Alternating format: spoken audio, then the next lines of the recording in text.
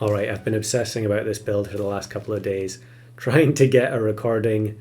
I really didn't want to resort to a banana pill because I'm constantly at the devs complaining about it. But what we're going for today is donkey plus emu plus swordfish. So three pretty uncommonly seen pets, but they all actually work together if you think about it.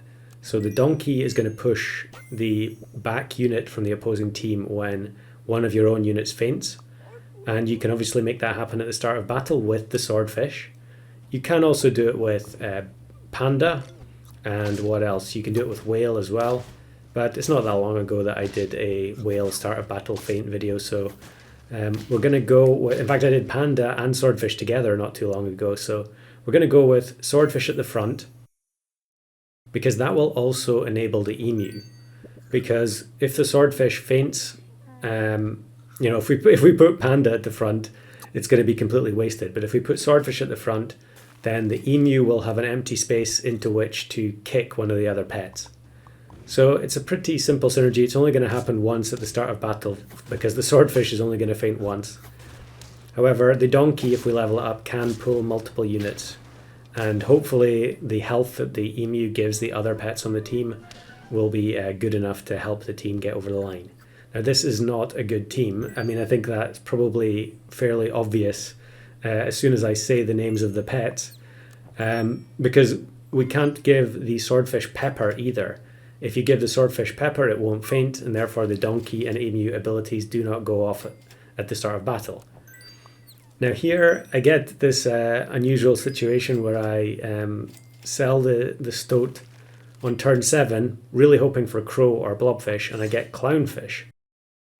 Now clownfish is rarely in my packs these days, but I was getting quite desperate with this build. I'd changed it so many times and I was really starting to lose my mind. This one you can see I'm going against a beginner. They have pineapple on camel, and yet the peacock is going to gain enough. It is going to survive on 1 HP and we end up losing. But I mean, at this point I had so many horrendous losses. I was just willing to risk everything by playing this very greedy style where I'm trying to pump stats into the donkey. And I had a few pets on the list for the other slots. So we've already taken up 3 slots, which means we're kind of struggling in terms of space. So I wanted to have panther or blowfish or I'm trying to think of the other ones, guinea fowl. Basically pets that aren't seen all that often. I mean, panther, although it's really good, I don't think I see it very often on opposing teams, but it should be able to benefit the most from getting health from the emu if we give it garlic or lemon, for instance, or maybe even chili or skewer. And I really didn't want to go with the standard emu pets. Most emu videos, if you just search Super Auto Pets emu, almost every video is either scorpion for the peanut, or saber tooth, or falcon with the regenerating health. Here we actually get super unlucky that the blowfish hit the panther twice, and then we pull the shark to the front, but the level 2 donkey, it's sometimes it just can't get out of its own way. It pulls another unit to the front, giving the shark some actual triggers.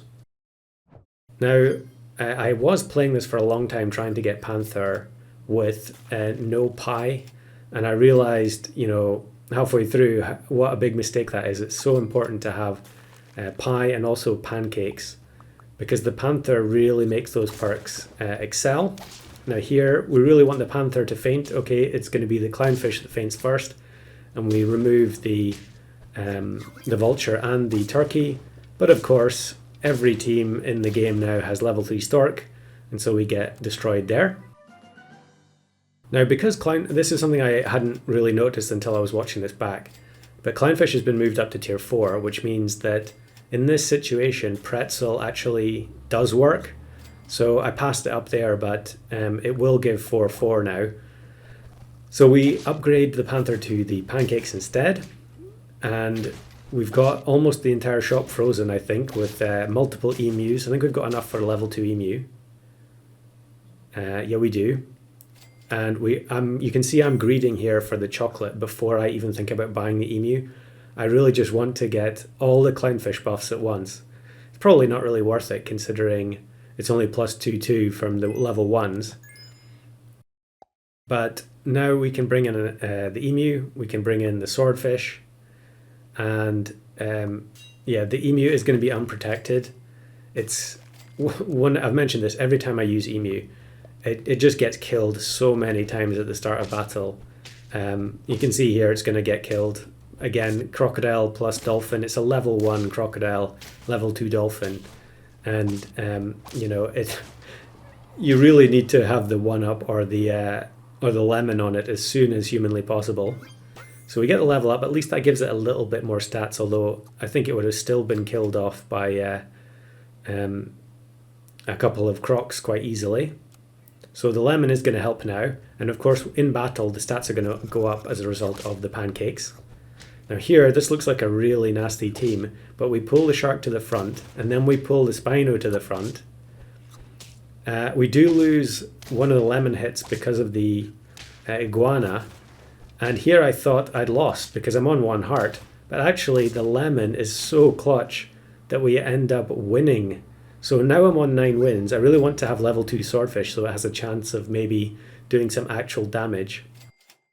I can't find the level up, so in the end I decided to take the pancakes, and here normally you would just put it on the weakest unit, but I put it on the swordfish because if I draw, next turn I'm going to sell the clownfish for something more useful.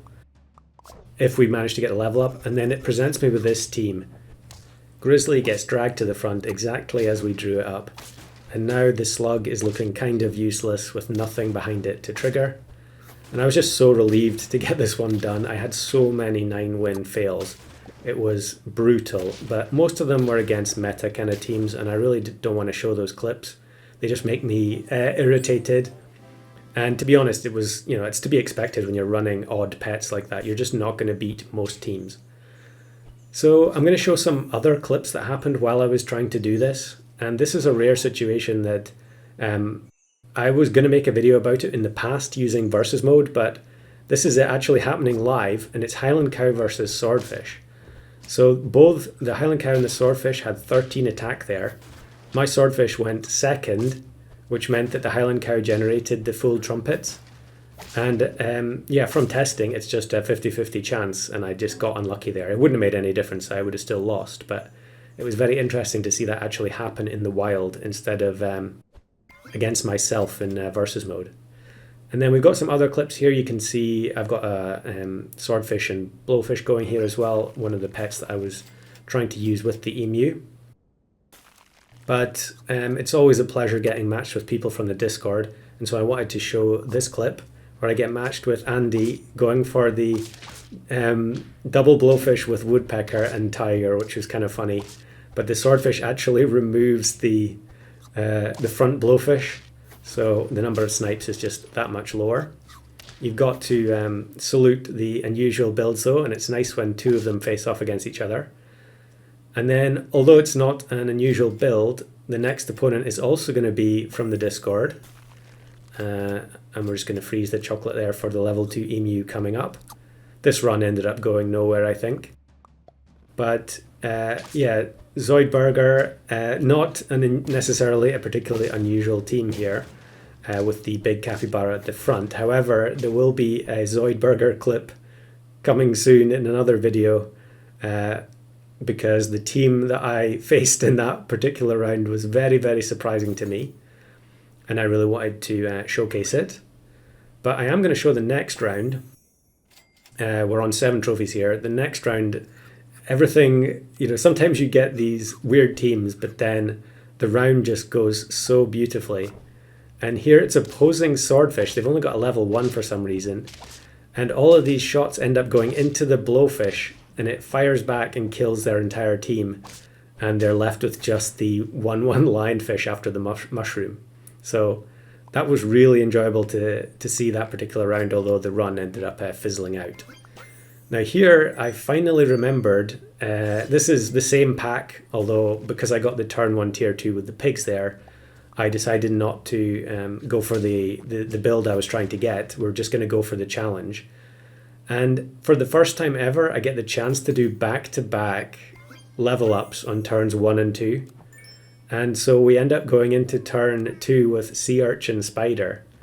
And there was actually a video posted in the Discord not long ago, which I'll link to in the description. That's actually a really entertaining video. I highly recommend checking it out. And I don't think I've ever seen anyone else do this, because I guess the situation just doesn't come up very often. So we take the level here, I get the hatching chick, which is probably about as good as I can expect.